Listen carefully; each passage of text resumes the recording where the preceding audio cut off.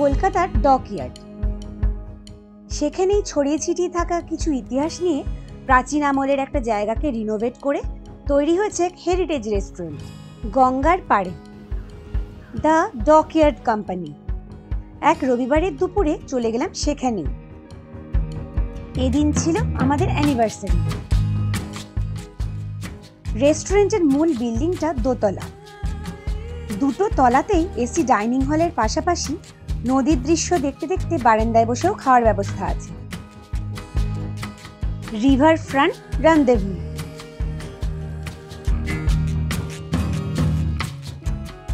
জায়গাটায় আধুনিকতার সাথে প্রাচীনত্বের মেলবন্ধন, যাকে বলে ওল্ড ওয়ার্ল্ড চার্ম।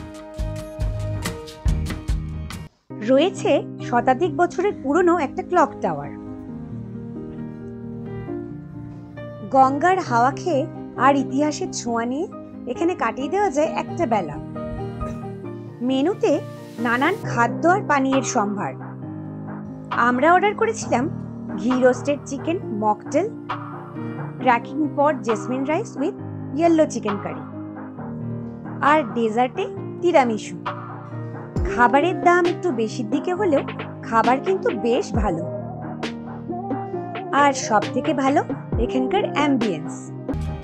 জেনে নেওয়া যাক এই জায়গাটার ইতিহাস। 19th সেঞ্চুরিতে এই জায়গা থেকেই জাহাজে চেপে নানান দেশে পাড়ি দিত ভারতীয় শ্রমিকরা।